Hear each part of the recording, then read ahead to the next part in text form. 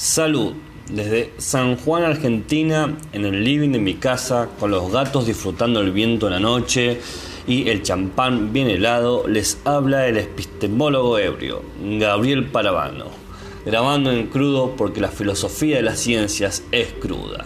Este es el único podcast, primero, de epistemología y segundo, el único que dura el tiempo justo que se tarda en tomarse una pinta.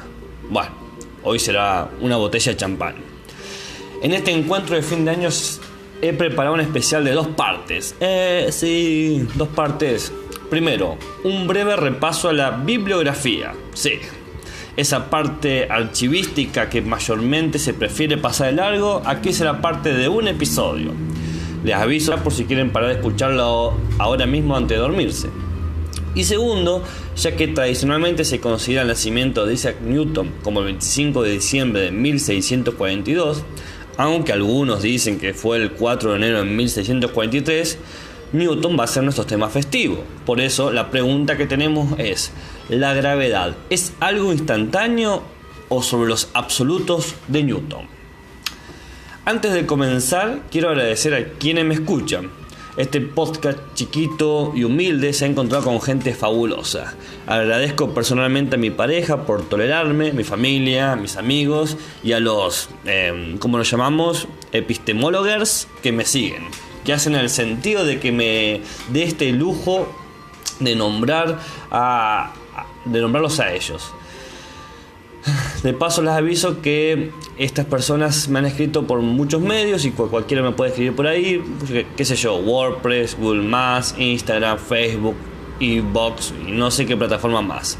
Bueno, doy gracias a Manu Sistema, Fernando Giudici, Mario Méndez, El Cibarel, Facundo Carrasco, Niki Leiva, Manuel López, Cecilia Torres y no sé si me quedó alguien fuera de los que me han escrito. Gracias profundamente por motivarme a seguir haciendo estos audios bien crudos. Bueno, basta de motivismo, que se me planta un lagrimón. Queda mal eso en un epistemólogo. Vamos a lo que la gente esperaba con locura y desenfreno. La bibliografía, yeah. A ver, como licenciado en filosofía e investigador en epistemología, mucha de la bibliografía que uso ya está procesada en mi cabeza. Pero siempre hay libros a los que uno recurre para afinar el lápiz y no decir burradas como, por ejemplo, Ptolomeo no propuso el heliocentrismo por falta de un telescopio, que sería una gran imbecilidad propia de cualquier licenciado, a decir verdad. Así que les recomendaré libros específicos y libros de divulgación para cumplir a estas inmensas cantidades de pedidos de mails, cartas y citaciones que he tenido sabiendo cuál es la bibliografía que uso. No, mentira, nadie me escribió nada, pero igual lo quiero hacer. Empecemos con lo divulgativo. Existe un texto de Antonio Damasio titulado El error de Descartes, la razón de las emociones, en el que se habla de forma sencilla el estado actual de la neurología, que es genial para entender quiénes somos y por qué pensamos lo que pensamos. Luego también está un compilado de la asombrosa epistemóloga Ambrogi Adelaida que se titula Filosofía de la Ciencia, el giro naturalista, que es un escrito muy bueno sobre un paradigma epistémico del siglo XXI. Ahora, si queremos algo más a nivel introductorio, está el escrito de Palma y Pardo titulado Epistemología de las Ciencias Sociales, perspectivas y problemas de las representaciones científicas y de lo social. Acá se hace como un repaso sistemático de qué es epistemología, cuáles son sus problemáticas, cuáles son sus intereses, etcétera, etcétera. Un libro que hace exactamente lo mismo, pero tiene una idea totalmente contraria, es la de Bunge Mario, titulado simplemente Epistemología. A ver, mientras que Palma y Pardo proponen la búsqueda de una ciencia sociocrítica, Bunge propone una ciencia unificadora de saberes y problemas. Ya podemos después hacer un episodio a ver de distintos puntos de tensión entre las distintas maneras de entender la ciencia. Una tercera línea paralela de estos textos introductorios estaría el texto Fundamentos de la Filosofía de la Ciencia de Moulines Ulises, que es algo muy sencillo, poco extenso pero sencillo, que hace revisión de qué es filosofía de la ciencia. Ahora, Si les interesa la parte historiográfica de la ciencia, yo recomiendo fuertemente leer el texto Introducción a la historia de la ciencia de Helder Krag, que es el crack de la historia de las ciencias a nivel mundial, en donde hace un repaso de qué cuernos es la historia de las ciencias como una disciplina autónoma. Ahora, si ustedes quieren algo más como casos históricos concretos, les puedo recomendar los siguientes textos. 3 nomás. 1. Cultura en Weimar, causalidad y teoría cuántica, 1918-1927. Adaptación de los físicos y los matemáticos alemanes a un ambiente intelectual hostil de Forman Paul, que es básicamente en dónde y por qué surge la teoría cuántica. Otro texto.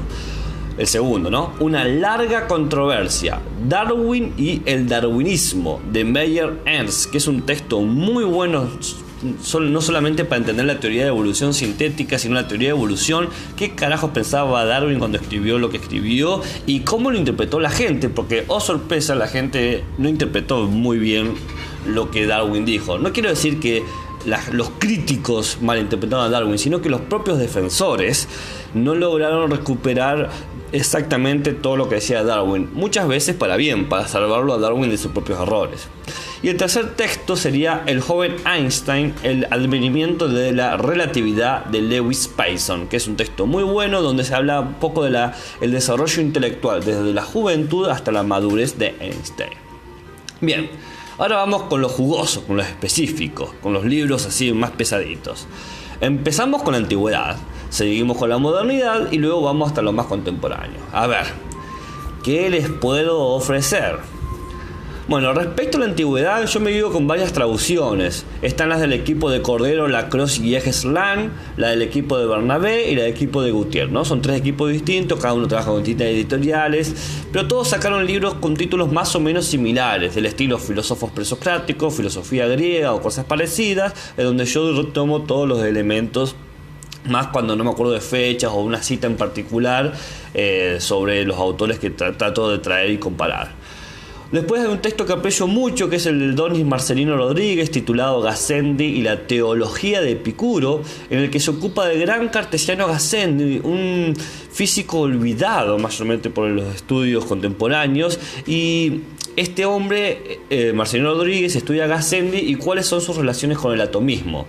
Siguiendo la línea de la influencia del atomismo en la física moderna, está el excelente escrito que recomiendo hasta la muerte de Wilson Catherine, que lo he consultado hasta el hartazgo, me lo he leído no sé cuántas veces, pero no tiene traducción en español. El título sería algo así como Epicureísmo en los orígenes de la modernidad. Ahora, de un modo más transversal estaría el estudio de Yao Ming, titulado El surgimiento de la noción de evidencia, que nosotros trabajamos en un episodio. El surgimiento de la noción de evidencia, un estudio de epistemología histórica sobre la evidencia científica. O el texto de Webster titulado De Paracelso a Newton, la magia en la creación de la ciencia moderna. Ya luego pasamos a cosas mucho más concretas, mucho más pesadas. Por ejemplo, Rudolf Carnap y su fundamentación lógica de la física, un texto solamente para osados. O el de Hempel, y su filosofía de la ciencia natural, que es algo para los amantes de la lógica más acérrima.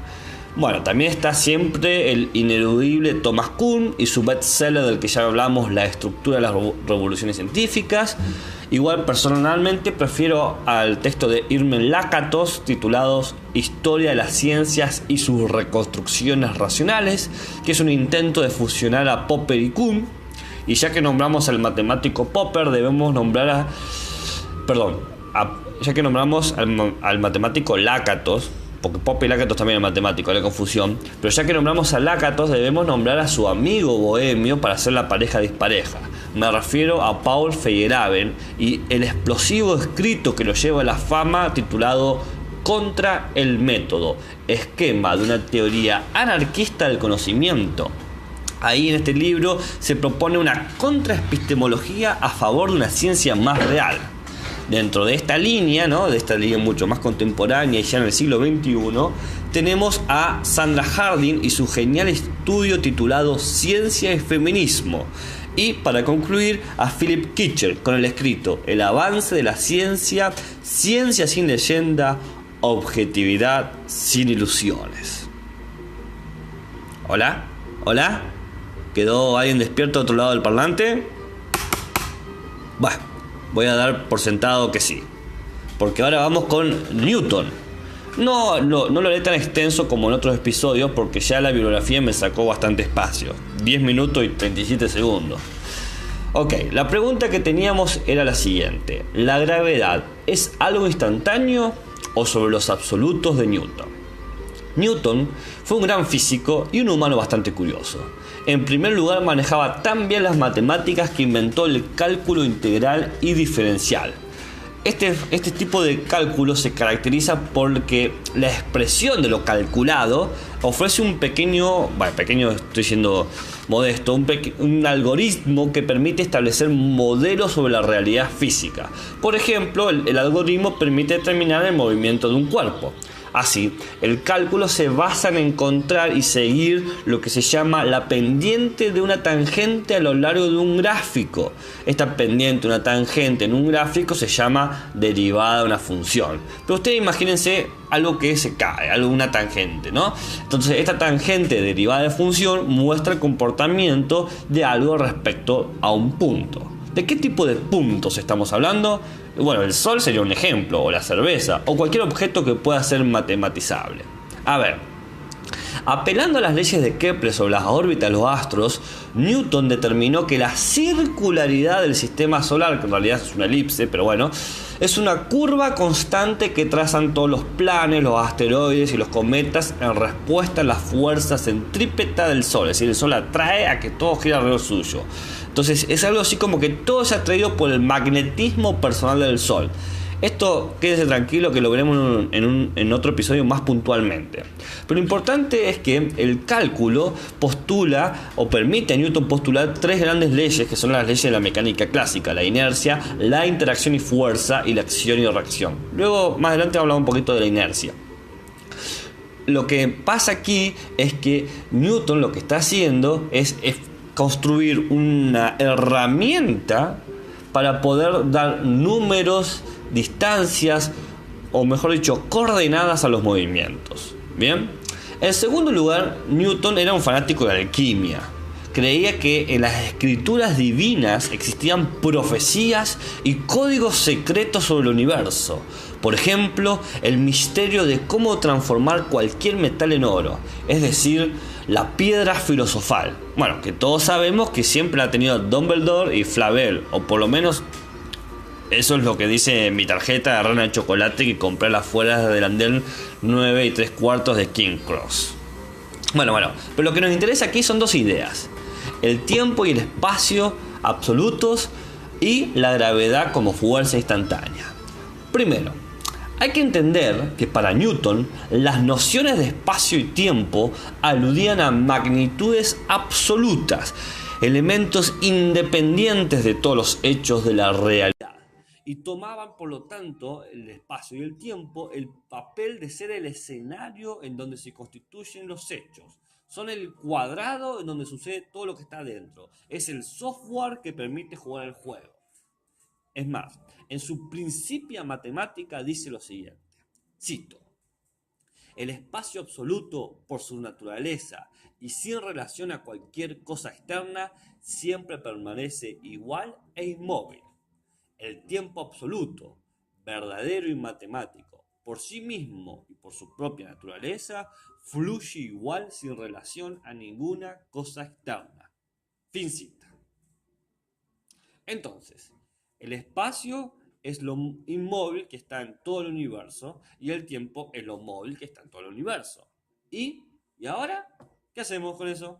Bueno, con eso podemos identificar el movimiento de las cosas. Todo movimiento, sea cósmico, como un cometa, o sea local, como mi gato jugando en el viento nocturno, ¡ay, qué poético!, Todos estos movimientos lo son en referencia a algo. Moverse es siempre moverse sobre algo durante tanto tiempo. Entonces, este aquí ahora que usamos para dar cuenta de que se mueve cualquier cosa, no es algo que aparece y desaparece. No es que el tiempo está y no está, o el espacio está y no está.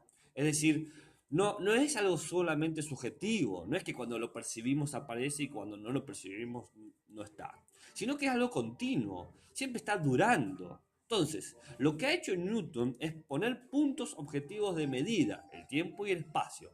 Así usamos el cálculo para medir en dónde y cuándo están las cosas, para ver cómo se relacionan con otras cosas. Bueno, algo así es la cosa. Ahora bien, lo interesante aquí es el tema de la gravedad como fuerza instantánea. Pues si todo tiene que pasar por una suma de lugares y de duraciones para influir en lo otro, por ejemplo, lo que se demora la Tierra en dar una vuelta completa al Sol, ¿cómo cuernos explica que la gravedad funciona de forma inmediata? En un tiempo de espacio absoluto, que es el intermediario para llegar a donde sea, siempre todo estará demorado. El Sol debería llegar un poco tarde, ¿no? Para influir en la Tierra, pero, oh sorpresa, parece que siempre está el Sol influyendo en los movimientos de la Tierra. Es como si atravesara cual fantasma esta gravedad al tiempo y el espacio absoluto. Lo digo de otra manera. Lo único absoluto e infinito es el tiempo y el espacio. Todo lo demás es finito, por lo que sus movimientos y duraciones también serán finitas. Pero, y esto es un gran pero, la gravedad de los cuerpos, entendida como esta fuerza de atracción por las velocidades de las masas en relación, funciona siempre de manera instantánea, como si fuesen absoluta, burlándose del hecho de que son finitas, lo que supone una contradicción al sistema newtoniano y claramente una locura. Es como si los cuerpos sintieran inmediatamente que hay otros cuerpos, ¿no? Entonces, ¿cuál es la solución de Newton? No la tiene. Él refiere a una fuerza divina que asiste a la sensación de los cuerpos que genera esta atracción que es instantánea. ¡Cuac! Bueno, el tiempo-espacio absoluto eran idóneos para hablar de las tres grandes leyes de la mecánica moderna, pues establecen el cuadro de comparación, pero tienen grandes dificultades para poder establecer por qué funciona la gravedad, que es una consecuencia, no un axioma, de manera instantánea. Piénsenlo un poco, veamos solo la primera ley. Si entendemos a la inercia como la permanencia del reposo, es la permanencia del reposo, al menos que una fuerza externa obliga a cambiar el estado, estamos asumiendo que algo está ahí tanto tiempo, es decir, en el espacio-tiempo absoluto, hasta que otra cosa que está al rato llega y lo saca o lo mueve de su lugar. ¿Qué es lo que pasa acá? Como dice Milazzo, lo que pasa acá es que estoy comparando relaciones de tiempo-espacio para explicar por qué algo se movió en el sentido y la forma en que lo hizo. Por ejemplo, cebar un mate, tomar una cerveza o lo que es casi igual de grandioso, la rotación de las estrellas. Para todo lo anterior sirve el tiempo-espacio, pero a la hora de explicar cómo cuernos influye esta cosa y no otra, por ejemplo, por qué las cosas están en el orden que se ven y no en otro, a saber, por qué Sol, Mercurio, Venus, Tierra, Marte están en ese orden y no Sol, Tierra, Marte, Mercurio, Venus, Newton no tiene ninguna respuesta, ya que la idea de gravedad es tan poderosa como negativa. Poderosa porque explica cómo se relacionan los cuerpos, relaciones de masa-velocidad en tiempo-espacio absoluto. Negativa porque no explica por qué esta relación específica y no otra. Porque hay cuerpos que tienen masas similares, pero aún así hacen que unos estén en primera relación y otros en segunda relación. La solución newtoniana es dar cuenta de un sentido divino. Bueno, les dije que era un alquimista. Esta maravillosa tensión en la que se encontró Newton no sería resuelta sino 300 años después. Pero eso ya es cosa para otro episodio. Quede claro igual la grandeza de este físico, de este matemático, este alquímico. Como dice Neil deGrasse Tyson, cito, El hombre estaba conectado con el universo de una manera que jamás he visto en otro ser humano. Él descubre las leyes de la óptica, descubre que la luz blanca está compuesta de los otros colores. Eso es realmente loco. ¿Cómo funciona? Rojo, naranja, verde, azul y violeta te dan blanco. También descubrió las leyes del movimiento y la ley gravitacional universal. Una vez un amigo le preguntó, ¿por qué las órbitas de los planetas son elipses, una especie de círculo achatada? Él les dijo, no sé, hablaremos después. Entonces se va a su casa y regresó meses después diciendo, aquí está el porqué. Las elipses son secciones cónicas, es como si tomas un cono y lo cortas por la mitad. Y el amigo le preguntó, ¿cómo descubriste? ¿Cómo llegaste a esta conclusión? Bueno, dice él, tuve que inventar el cálculo diferencial e integral para determinar eso. Entonces Newton cumplió 26 años. Entonces tenemos gente de esa edad apenas pasando el cálculo en la universidad para aprender algo que Isaac Newton inventó para ganar una apuesta. Fin cita. Cualquiera creería, atendiendo a esto, que Newton era un soberbio o un hombre que se considera superior a los demás, pero claramente él no era el caso. Para que lo entiendan bien y sabiendo que ya nos pasamos del champán, les leeré algo que Bernard de Chartres, que es un neoplatónico del siglo XII, escribió en su Metalogicon de 1159.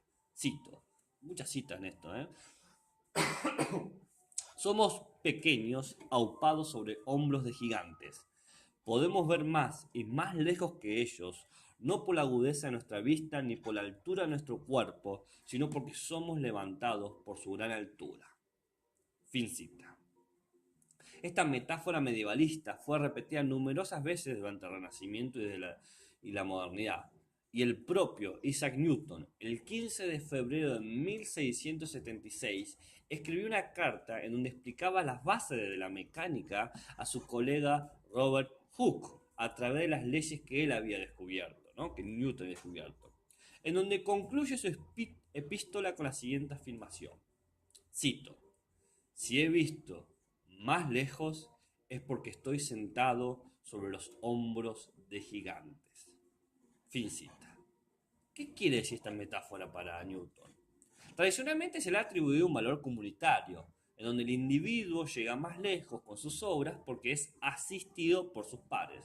Pero en realidad, el sentido que le es más pertinente es que los jóvenes, sean epocalmente, sean generacionalmente, logran ir más allá de lo que llegaron sus antecesores porque estos le han dado el lugar y la posibilidad de ir más lejos.